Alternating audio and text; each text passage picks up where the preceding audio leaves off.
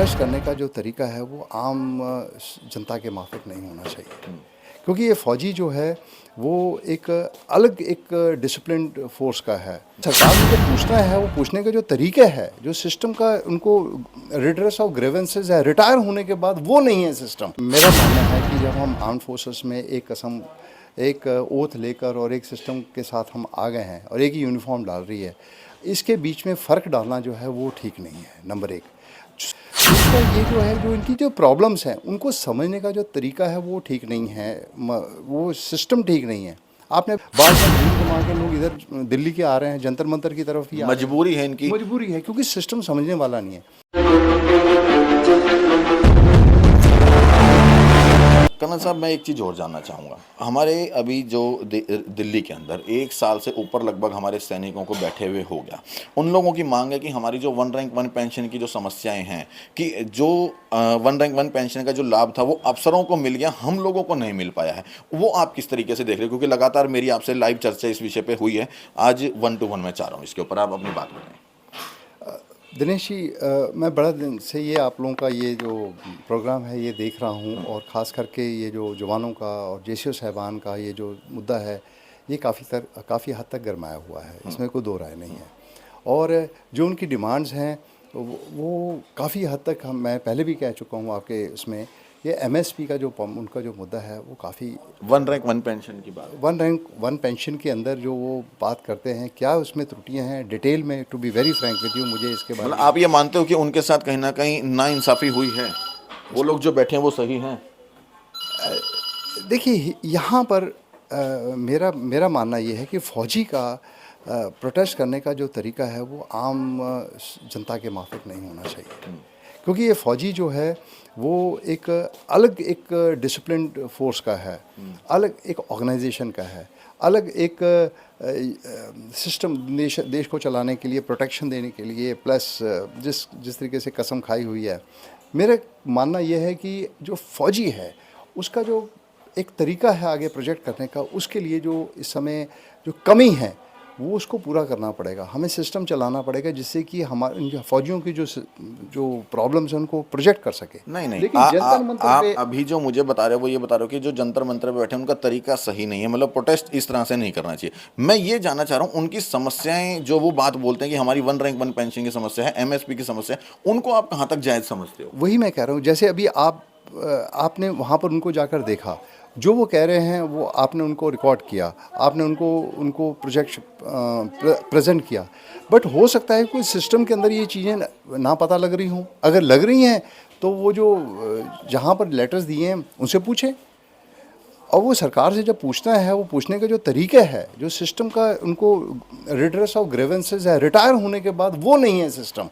आप इनको किस तरह से देख रहे हो कि क्या उनका ये कहना है कि जो 97% हम लोग हैं और 3% अफसर लोबी है, और जो 97% लाभ है वो 3% अफसर लोबी ले गई है, और 3% का लाभ हमें 97% को मिला है, मतलब जवान जेसीओज को मिला है 3% का लाभ, और 3% जो अफसर लोबी है वो ले गए 97% लाभ। इस चीज़ को आप कैसे देख रहे हो?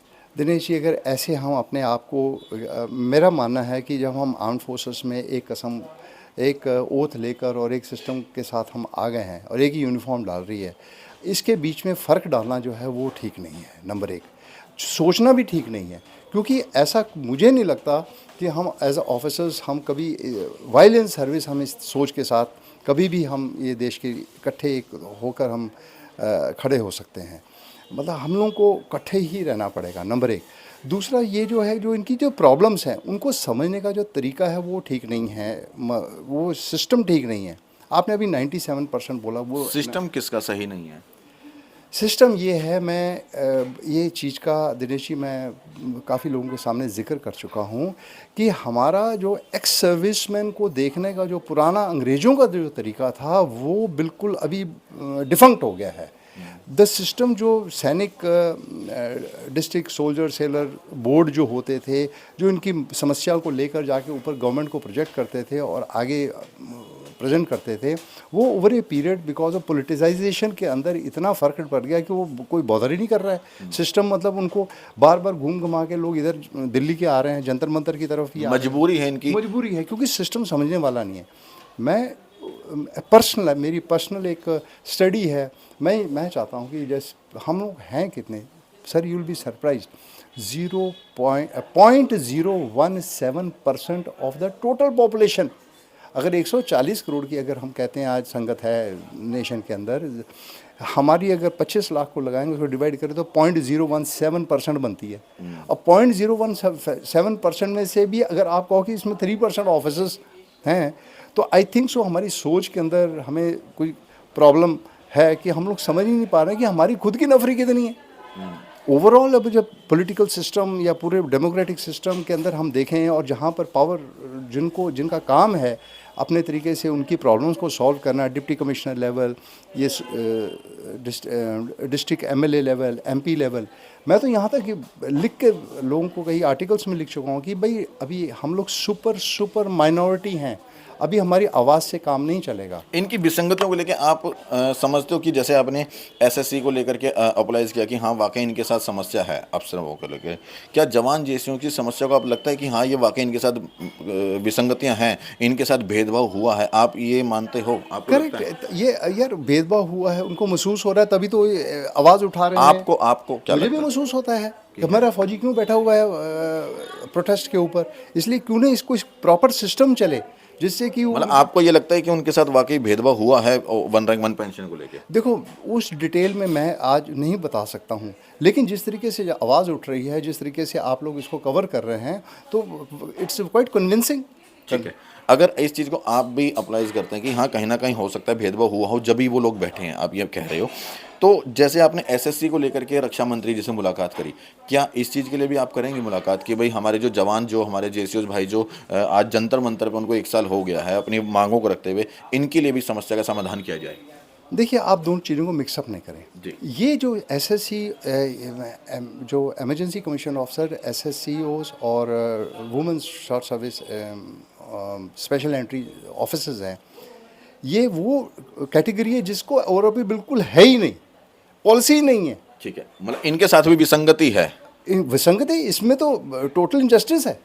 तो उनके लिए भी आवाज़ उठाओगे क्या? देखिए ऐसा है, जब एक समाधान निकलेगा, अगर शॉर्ट सर्विस कमीशन का ये समाधान निकल गया, आने वाले समय पे मुझे ये भी लग रहा है कि जिस प्रकार से अभी ये अग्निवीर शुरू हो गया है और ये आने वाले टाइम पर हो सकता है सोल्जर्स भी शॉर्ट सर्विस पे आ जाएंगे। फिर आपने और मैंने इस विषय पर लाइव लगाया था 2 दिन पहले, उसमें बहुत सारे लोगों का ये कहना है कि इन्होंने अफसर हैं तो इन्होंने अफसर के लिए तो अपनी आवाज़ उठा दी, लेकिन हम जवान जेसीओज के लिए आवाज़ क्यों नहीं उठाते? देखिए दिनेश जी, आई एम आपके, मैं ओपनली कहता हूँ, ये दो मुद्दे बिल्कुल मिक्सअप ना करें। ये एक मुद्दा है जिसके अंदर इनके ये जो ऑफिसर्स हैं, जो 8 से 10 हज़ार ऑफिसर्स ऑल ओवर इंडिया हैं, ना इनके पास ओआरओपी है, ना इनके पास ईसीएचएस की जो कैशलेस फैसिलिटी है, जहाँ भी है वो पेमेंट पे दे रहे हैं, ना इनको अभी, ये तो शुक्र करो कि अभी इसी सरकार ने राजनाथ जी के टाइम पर इनको एक्स सर्विस मैन कहना शुरू किया। पहले इनको ईएसएम का कैटेगरी भी नहीं थी, इंस्टीट्यूशंस के अंदर इनको मेंबरशिप नहीं थी। इनके बच्चों को जो आर्मी इंस्टीट्यूट्स जो इंस्टीट्यूट्स है वहाँ पर इनके बच्चों को वैकेंसी नहीं मिल रही थी। So there is a huge problem, क्योंकि आपको यंग ऑफिसर्स लड़ाई के लिए चाहिए, और यही वही यंग ऑफिसर्स हैं जो कि मार्टियर्स की जब हम स्टैटिस्टिक्स देखते हैं तो सबसे ज़्यादा 71% ये शॉर्ट सर्विस कमीशन ऑफिसर्स जो मार्टियर हुए हैं देश के लिए पिछले 50-60 साल में। अगर हम पूरी स्टैटिस्टिक ले 99 तक तो मैंने भी कैलकुलेट किया है, और कुछ ऑफिसर्स ऐसे मिले जिनको बाद में रीसेटलमेंट भी नहीं मिली है। So let's not mix up short service commission officers versus जो हमारे जो अभी जो हमारे जेसीओ ओआरस को जो ओआरओपी की प्रॉब्लम, ये अलग है, बिल्कुल इशू ही अलग है। नहीं, इशू अलग है। मैं तो सिर्फ ये जानना चाह रहा हूँ, क्या इसके लिए भी आवाज़ उठाएंगे क्या आप? यार मुझे समझ में नहीं आ रहा कि इतने जवानों के लिए तो वैसे ही आवाज़ उठ जाएगी। जब ये इशू है, मैंने क्यों नहीं उठाना? अब देखो, मैं तब उठाऊंगा कि मैं इस पोजीशन पे नहीं हूँ कि जो ओआरओपी की ऑलरेडी कमेटी बैठी हुई है, जो ओआरओपी कैलकुलेट कर रही है, वो डायरेक्ट सरकार के साथ ये बातचीत हो सकती है।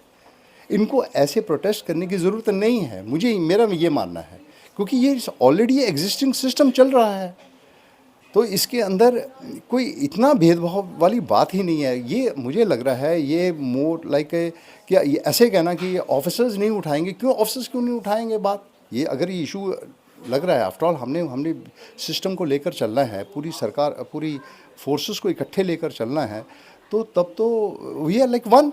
मैं भी बिलीव करता हूँ कि वन। अब मुझे OROP मिल रही है, इनको भी मिल रही है OROP। इसमें जो वेरिएशन है, इसको ये जो खामी है ये दूर किया जा सकता है। ये well within the policy already laid है। ये तो सिर्फ पॉलिसी ऑलरेडी लेड है, सिर्फ इसको रिफॉर्म करना है। SS के केस के अंदर पॉलिसी नहीं है, तो देर इज़ ए डिफरेंस। जो ये मैटर है शॉर्ट सर्विस वाला, ये बड़ा सीरियस मैटर है, क्योंकि आने वाले टाइम पर हमें यंग लीडरशिप चाहिए ही चाहिए कमांड एंड कंट्रोल के। तो इसके लिए मुझे लग रहा है कि ऐसा मानना कि ऑफिसर्स जो हैं JCO वार्ड्स का पॉइंट नहीं लेके जाएंगे, ये गलत है।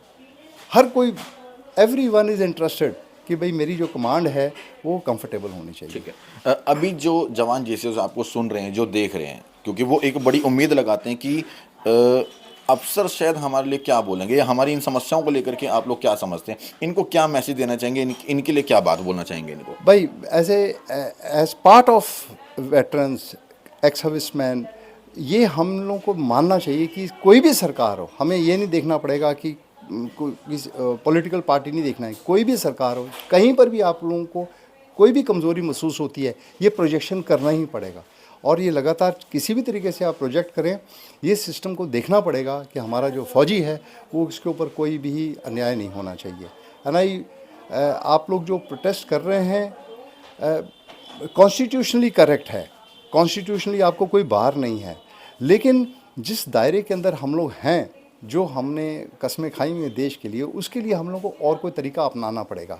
और मेरा मानना है इस देश में एक्स सर्विसमैन के रीसेटलमेंट के लिए और वेलफेयर के लिए एक कमीशन होना चाहिए, एक एक्ट होना चाहिए कि डायरेक्टली हम अपनी आवाज़ जो है अपने कानूनन हक के साथ उसके सामने पेश कर सकें, इरिस्पेक्टिव, चाहे वो जवान हो, चाहे JCOs हों, चाहे ऑफिसर्स हों।